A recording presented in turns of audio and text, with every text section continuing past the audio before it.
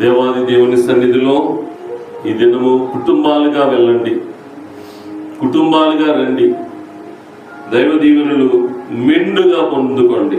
హల్లెలూయా. దేవునికి స్తోత్రం కలుగును గాక.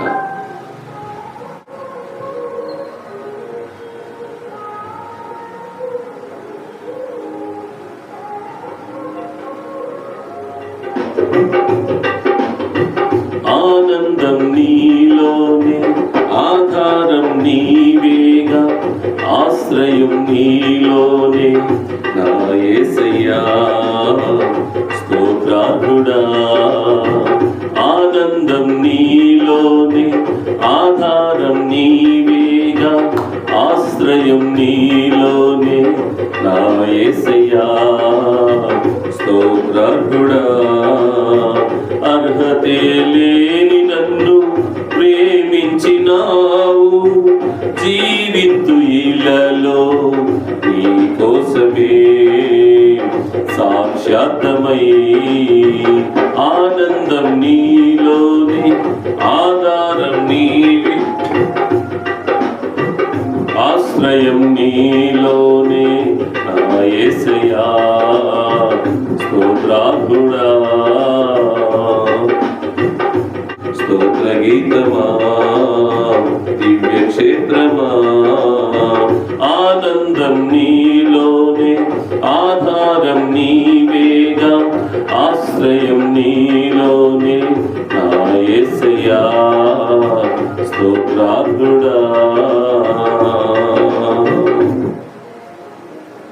దేవునికి స్తోత్రం కలుగును గాక.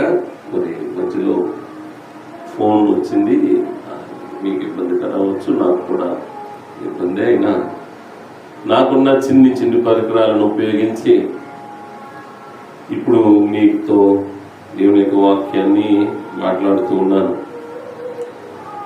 ఈ చిన్న పరికరాలన్నీ దేవాది దేవుడు రానున్న దినాల్లో ఈ కార్యక్రమం కొనసాగుటకు దేవుని ప్రణాళిక అయితే వాటిని కూడా మరి ఉపయుక్తమైన మంచి పరికరాలుగా దేవుడు వాటిని అభివృద్ధి పరచునుగాక.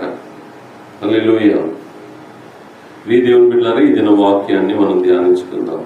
మనందరికీ తెలిసిన వాక్యం, యేసు ప్రభువు వారు మనందరితో చెప్పిన మాట. మత్తయి సువార్త 11:28 ప్రయాసపడి భారము మోసుకొనుచున్న సమస్త జనులారా నా యొద్దకు రండి, నేను మీకు విశ్రాంతిని కలుగు చేస్తాను. ప్రయాసపడి భారం మోసుకొనుచున్న సమస్త జనులు నా యొద్దకు రండి, నేను మీకు విశ్రాంతిని కలుగు చేస్తాను.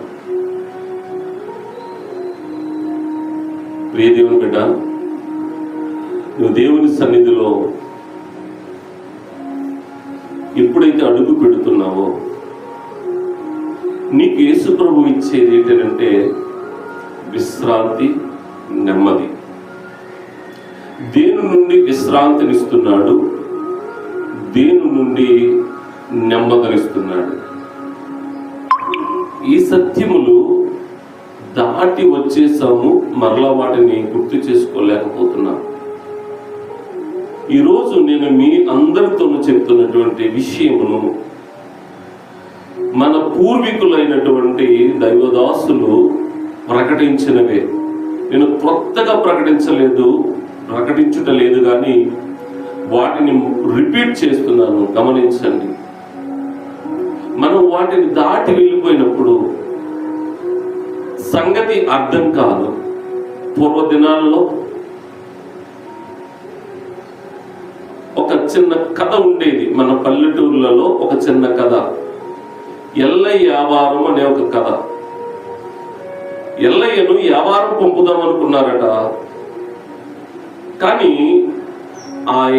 ఆ ఎల్లయ్య ఆ రాత్రి చిన్న స్వరం విని నిద్రలో ఉదయం వెళ్ళొచ్చేసాడు. ఎందుకు వెళ్ళొచ్చాడో తెలియదు. అప్పుడు యజమానులు అడుగుతున్నారు, ఏరా బాబు ఎక్కడికి వెళ్ళావు, ఇప్పుడు దాకా నిన్ను వ్యాపారం పంపుదాం అనుకున్నావంటే, వ్యాపారం వెళ్ళొచ్చేసాను అయ్యగారు అన్నాడట. ఎందుకు వెళ్ళొచ్చారు అంటే, ఏముండి రాత్రి మీరు చెప్పారు, మీరు మాట్లాడుకున్నారు చెన్నయ్య గారు మీరుని వ్యాపారం వెళ్ళాలని, కాబట్టి మేము ఆ మాట విన్నాను, పొద్దుటే తెల్లవారకుండానే వెళ్ళేసి పాపగారి దగ్గరికి వెళ్ళేసి వచ్చేసాను అన్నాడట. ఎందుకు వెళ్ళాడో తెలియదు, కానీ వీరిద్దరికీ తెలుసు ఆ రాత్రికాల సమయంలో వారి పశువు ఈనింది, జున్ను పాలు పంపిందాము కుమార్తెగా అనుకున్నారు. అసలు సంగతిని పక్కన పెట్టి ఈ రోజు చాలా స్పెషల్ విషయాలన్నిటిలోనూ మనం వెళ్ళిపోతున్నాం. అలాంటి వారంగా ఉంటున్నామేమో, ఒక్కసారి మనన చేసుకోవాలని ప్రేమతో కోరుతున్నాను. యేసయ్య ఎక్కడి నుండి పిలుస్తున్నాడు, ఏమిస్తానంటున్నాడంటే, ప్రయాసముతో ఉన్నటువంటి మనుషులను, భారము మోసుకొనుచున్నటువంటి మనుషులను ఆయన పిలుస్తున్నాడు. యేసు ప్రభువారు నేను నీతిమంతులను పిలువ రాలేదు అన్నాడు. నీతిమంతులు ఎవరైనా నేను నీతిమంతుని అనుకుంటే ఆయనకి మంచి వందనాలు చెప్పి విడిచిపెడదాం. ఎందుకనంటే ఆయన తన స్వభావములో నీతిమంతునిగా ఉన్నాడేమో. నీవు పాపివి అని ఎలాగా నిర్ధారిస్తావు? ఎవరి పాపము వారు గుర్తించు రోజు వస్తుంది. ఆ ఎవరి యొక్క దోషమును వారు గుర్తించే రోజు వస్తుంది. ఎవరి భారమును వారు గుర్తించే రోజు వస్తుంది. ఎవరి ఆందోళనలను వారు గుర్తించే రోజు వస్తుంది. ఆ రోజు వరకు ప్రియ సేవకుడా, ప్రియ విశ్వాసి, నువ్వు ఎదురు చూడు. ఒకానొక దినము నా ఆందోళన నాకు గుర్తు రావచ్చు, నా భారము నాకు గుర్తు రావచ్చు. అప్పుడు నేను ప్రభు దగ్గరికి వస్తే ఆ ఆనందమే వేరు. నన్నెవ్వడు వెనక్కి తీయలేడు, నన్నెవడు జరపలేడు, నన్నెవడు మార్చలేడు, నన్నెవడు భయపెట్టలేడు కూడా.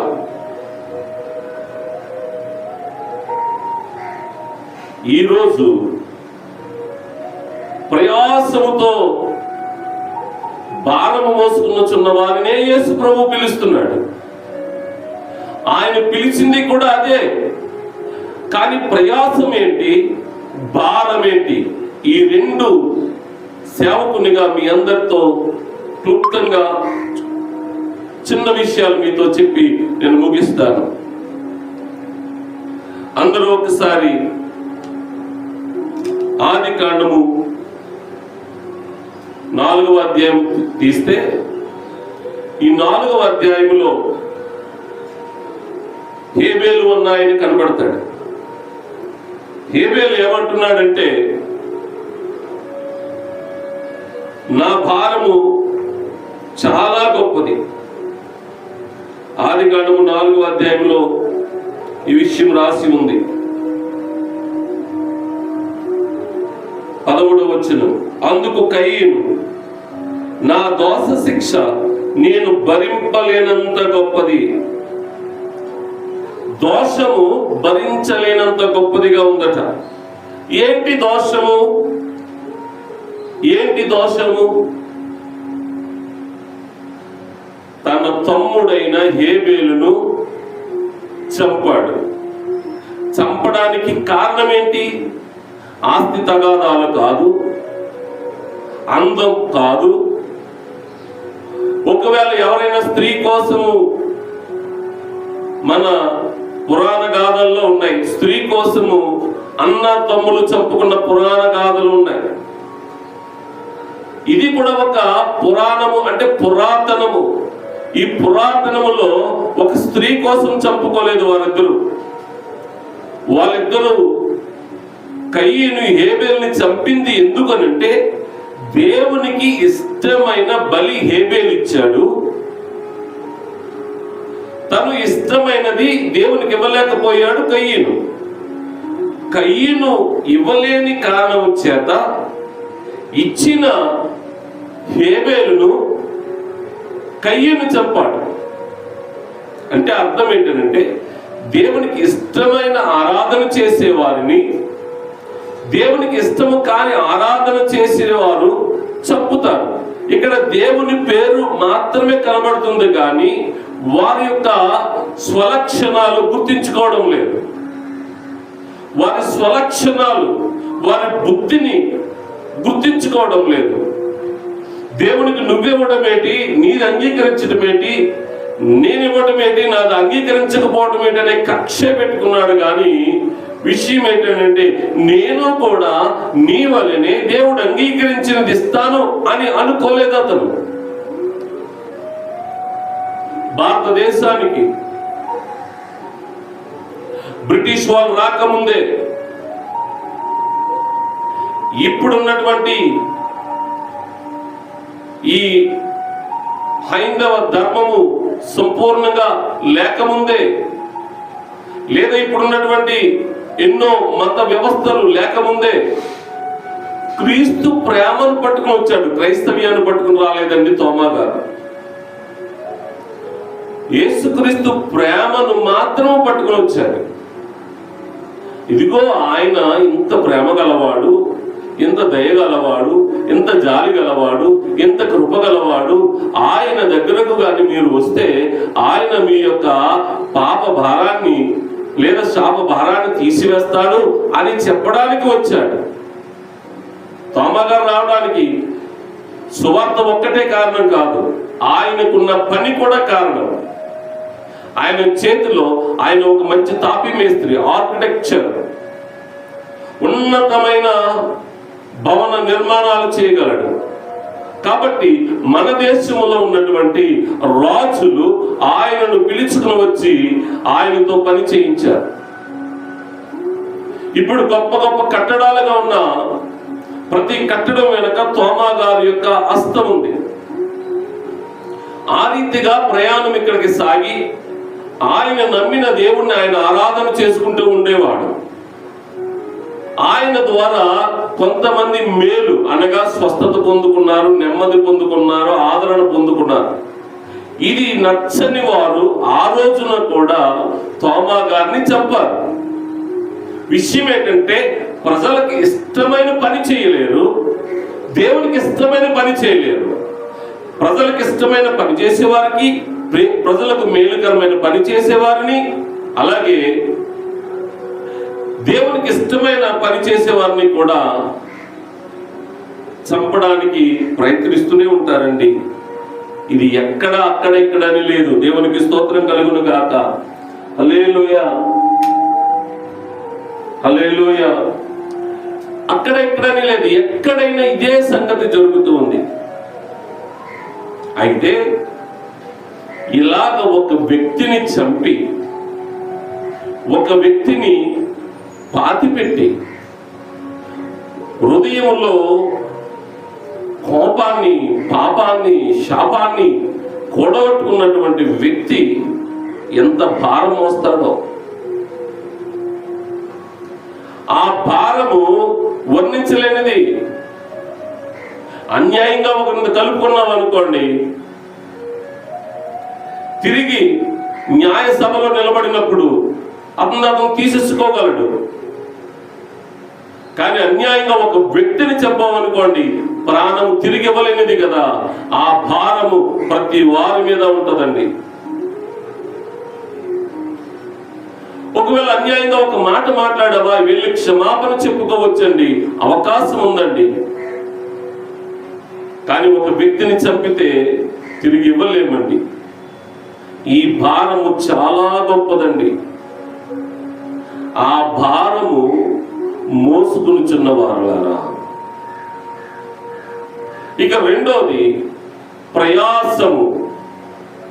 ప్రయాసం అంటే భూమి మీద 3వ అధ్యాయంలో కనబడుతుంది. నువ్వు ప్రయాసముతోనే పిల్లల కంటావని స్త్రీకి, నువ్వు ప్రయాసముతోనే భూమిని పండిస్తావని పురుషునికి. నువ్వు పంట వేస్తావు కానీ నీకు 100 పంట రాదు అంటున్నాడు. కనుక 6 కాలము కష్టపడి చెమటోడ్చినటువంటి వ్యక్తికి ప్రయాసతో పండిస్తున్నాడు కానీ అది సంపూర్ణంగా చేతుల్లోకి రావడం లేదు. ఇది నీ చేతిలోకి రావాలి అనంటే అట్ ద సేమ్ టైం నువ్వు ఇతరులను దూషించడం ద్వారా, శపించడం ద్వారా, లేదా మరణింప చేయడం ద్వారా వచ్చినటువంటి భారాన్ని, శాపాన్ని నువ్వు తొలగించుకోవాలంటే నీవు నా సన్నిధికి రా. అది యేసయ్య పిలుపు. ప్రయాసపడి భారము మోసుకునిచున్న సమస్త జనులారా నా యొద్దకు రండి. సంతోషంగా ఉన్నవాడి దగ్గరికి ఎందుకండి వెళ్ళి చెబుతాం మనం? వాడు 7 అంతస్తుల మేడలో ఉన్నవాడు నువ్వు పాపి అంటుంటే వాడికి చాలా కోపం వస్తా ఉంది కదా. అసలు ఆయన చేసిన పాపం ఏంటో ఆయన ఇటుకు చెప్పాలి, ఆయన పునాది చెప్పాలి. ఆయన వాడిన మేస్త్రులు లేదంటే కూలివారు ఎంతమంది గోలింటారో ఆ గోల వారికి తగలాలి. అప్పుడు వారు గుర్తించాలి. అప్పుడు గుర్తించి వస్తారండి. దేవునికి స్తోత్రం కలుగును గాక. హల్లెలూయా. అప్పుడు గుర్తించి వస్తారండి. అయ్యో నేను పొరపాటు చేశానే, నేను ఇప్పుడు తీర్చుకోలేని భారం మోస్తున్నానే అని వారు గుర్తించుకోవాలండి. ఆ గుర్తించుకునే రోజు వరకు ప్రియ సహోదరులారా ఎదురు చూడండి. ప్రకటన గ్రంథంలో ఒట్టనే చెప్పాడా? పాపం చేయవాడిని ఇంకను పాపమే చేయనివ్వండి, అన్యాయం చేయవాడిని ఇంకను అన్యాయమే చేయనివ్వండి, మేలు చేయవాడిని ఇంకను మేలే చేయనివ్వండి, నేను వచ్చి ప్రతివాని లెక్క కడతానన్నాడు కదా. ఆయన లెక్కకు అప్పగిందామండి. అయితే ఈరోజు ఆరాధనకు వచ్చి మీ అందరికీ ఒక శుభవార్త. నీ సన్నిధిలో సంపూర్ణ సంతోషం ఉంది. కీర్తనకారుడు 16వ అధ్యాయంలో రాయించారు. కీర్తనకారుడు 16వ అధ్యాయంలో రాయించి ఉంచారు. నీ సన్నిధిలో సంపూర్ణ సంతోషం ఉంది. 16వ అధ్యాయం 11వ వచనం. ఆ ప్రయాసమును ఆ భారమును విడిపించుకోవడానికి ఆయన సన్నిధికి వచ్చేవారున్నారు. ఇంకా ఎన్ని ప్రయాసాలు ఉన్నాయో చెబుతాను. భయంకరమైన శారీరక రోగాలు, ఆ భయంకరమైన శారీరక రోగాలు తొలగిపోవాలి అనంటే, ఆ భయంకరమైన శారీరక రోగాలు తొలగిపోవాలి అనంటే, అది భరించలేను అని నువ్వు అనుకుంటే నీవు ప్రభు సన్నిధికి రా. ప్రభువు నిన్ను స్వస్థపరుస్తాడు. ఆయన పిలిచిన పిలుపుకు ఎన్నడు వెనుదీయడు. ఆయన వాగ్దానం చేశాడంటే వెనుకు తీసే దేవుడు కాదు. ఎందుకంటే వాగ్దానం ఇచ్చిందే ఆయన. వాగ్దానము లేకుండా ఆరాధింపబడుతున్న వారు ఎందరో మంది ఉన్నారు. వారి గురించి ఇక్కడ సంబంధం లేదు. కానీ ఎందుకు చెప్పవలసి వచ్చిందంటే, నీ ప్రభువు, నీ రక్షకుడు నిన్ను ప్రేమించి నిన్ను స్వస్థపరచడానికి, నిన్ను ధైర్యపరచడానికి, నిన్ను ఆనందింపచేయడానికి ఆయన పిలుస్తూ ఉన్నాడు. ఆ పిలుపును అందుకు నువ్వు కానీ ఈరోజు దేవుని సన్నిధికి వస్తే నువ్వు సంపూర్ణ సంతోషాన్ని పొందుతావు. ఆ సంపూర్ణ సంతోషాన్ని పొందండి అని చెప్పడానికి ఒక బోర లాంటి వాడిని, ఒక మైక్ లాంటి వాడిని మాత్రమే నేను. సంతోషాన్ని ఇచ్చేవాడిని కాదు. మీకైనా నాకైనా సంతోషం ఆయన ఇవ్వాలండి. మీకైనా నాకైనా సంపూర్ణ స్వస్థత ఆయన ఇవ్వాలండి. సంపూర్ణ ఆనందం ఆయన ఇవ్వాలండి. ఆయన ఇస్తున్నాడండి. రండి. హల్లెలూయా. ఈరోజు మీరు పొందుకుంటారండి. ఈరోజు మీరు పొందుకుంటారండి. రండి దేవుని మందిరాన్ని. ఆయన సన్నిధిలో సంపూర్ణ సంతోషం. ఎలా రావాలన్నాడు తెలుసా? ఆదికాండంలో రాసి ఉంది. యోసేపు అంటాడు కదా, నేను మీకు సంతోషాన్ని ఇవ్వాలంటే మీరు మీ కుటుంబంతో రండి అంటాడు యోసేపు. అదొక ట్విస్ట్ ఏంటంటే, అందరినీ చూడాలి అని, తన తండ్రిని చూడాలని, తన తమ్ముడిని చూడాలని. ఈరోజు యేసయ్య మనల్ని ఎందుకు పిలుస్తున్నాడంటే, ఆయనను సృజించిన వారము కదా కనుక మనల్ని ఆయన చూడాలని, ఆయన రక్షించుకున్న వారము కదా మనల్ని ఆయన చూడాలని, ఆయన ఆత్మచేత నింపబడిన వారము కదా మనల్ని ఆయన చూడాలని పిలుస్తున్నాడండి. ఆయనకి డబ్బులు లేక, లేదంటే పేరు ప్రఖ్యాతులు లేక, మహిమ లేక కాదండి. దయచేసి దేవుని దగ్గరికి వచ్చేవారు ఆయనకి ఏమీ లేదు అనుకుని రాకండి. ఆయనకి ఏమీ లేదు, నేను ఇచ్చే 10 రూపాయలే లేదా నేను ఇచ్చే 5 రూపాయలే ఆయనకు ఆధారం పాపం అనుకుని రాకండి. ఆయన నీకు నాకు లక్షల కోట్ల విలువ కన్నా గొప్పది మన ప్రాణం అండి. దానిని మనకిచ్చాడండి. కాబట్టి మనం ఆయన సన్నిధిలో మన కుటుంబముతో కలిసి ఆయన సన్నిధిలో ఆరాధన చేయడానికి వస్తే, ప్రియ దేవుని బిడ్డ, ఆయన నిన్ను చూసి సంతోషించి నీకింకను అధికమైన మేలులను చెయ్యనై ఉన్నాడు. అట్టి మేలులు పొందుకున్నట్లు మీరందరూ ఈ ఆదివారపు ఆరాధన పండుగలోకి, ఆనందములోనికి రావాలని ప్రేమతో కోరుతున్నాను. దేవుని కృప మీ అందరికీ తోడుగా ఉండును గాక. ఎవరు వారు అక్కడికి సకాలానికి వెళ్ళండి. మేమైతే పెదపూడిలో దహించు అగ్ని ప్రార్థన మందిరం, హోలీ గోస్ట్ మినిస్ట్రీస్ దహించు అగ్ని ప్రార్థన మందిరం పెదపూడిలో ఉన్నది. 12 గంటలకు ఆరాధన ప్రారంభించబడుతుంది. సుమారు 3 గంటల వరకు, 3:30 వరకు కొనసాగుతుంది. అలాగే కాకినాడలో బేతెల్ రివైవల్ ఫెలోషిప్ జగన్నాథపురంలో ఉంది. అక్కడ ఉదయం 10 గంటలకు ఆరాధన ప్రారంభించబడుతుంది, 12 గంటలకు ముగించబడుతుంది. కనుక ఆయా ప్రాంతాల్లో ఉన్నవారు ఎవరైనా మీరు రావాలి, ఆసక్తితో రావాలి అని అంటే వచ్చి మాతో కలిసి దేవుని ఆరాధన చేయండి, సంపూర్ణ సంతోషాన్ని పొందండి. ఈ దినము సంఘ బిడ్డలు కూడా సమయానికి దేవుని మందిరానికి రండి, దేవుని దీవెనలు పొందండి. దేవుడు మిమ్మల్ని అందరినీ దీవించును గాక. ఆమేన్. God bless you all. ప్రార్థన చేసుకుందాం. ప్రభువా, వందనాలు తండ్రి, స్తోత్రాలు, స్తుతులు చెల్లిస్తున్నాను. కృపగలిగిన దేవుడవు దేవా, మహిమగల దేవుడవు తండ్రి, మీరు మమ్మల్ని పిలుస్తున్నారు. ప్రయాసపడి భారం మోసుకునిచున్న వాళ్ళరా నా ఎద్దుకు రండి. ఏటి ప్రయాసమో, ఏటి భారమో, ఏవేవి మొయ్యలేకపోతున్నామో వాటన్నిటినీ క్లుప్తంగా చిన్న సందేశంలో విన్నాం. అవన్నీ భారం మోసుకుంటున్నవారు ఎవరైనా వచ్చి నీ సన్నిధిలో ఆ భారాన్ని దించుకుని మరల తిరిగి సంతోషాన్ని పొందుకుని వెళ్ళినట్లు నూతన ప్రజలను తీసుకుని రండి. అలాగే ఇప్పటికే రక్షించబడిన వారు, దేవా నువ్వు మాకు ఇచ్చిన ఆనందము, సంతోషము, ఆయుస్సును బట్టి నిన్ను ఆరాధిస్తామని ఆనందముతో ఆరాధించి నిన్ను స్తుతించుటకు నాయనా సంతోష హృదయము కలిగిన వారై పరుగున రావడానికి సహాయం చేయండి. ఎవరు ఏ స్థలానికి వెళ్ళి ఆరాధన చేస్తున్నారో అందరి మీద నీ మహిమను, నీ సన్నిధిని, నీ శాంతిని, నీ కృపను, ప్రభా నీ సమృద్ధిని, నీ సంతోషమును నాయన విడుదల చేయమని ప్రార్థన చేస్తున్నాను. దీవించండి, ఆశీర్వదించండి. ఈ రోజున నీ యొక్క మందిరములను నడిపిస్తున్న సేవకులు కూడా యథార్థ హృదయులై, సంతోష హృదయులై నిన్ను ఆరాధించే వారిగా, అలాగే ఆరాధింప చేయవారిగా నిష్కపటమైన మనస్సును ప్రతి వారికి అనుగ్రహించమని, నాకును దయచేయమని నజరేయుడైన యేసు నామమును బట్టి వేడుకుంటున్నాను తండ్రి. ఆమేన్. God bless you all. దేవాది దేవుని కృప మీ అందరికీ తోడుగా ఉండును గాక. ఆమేన్.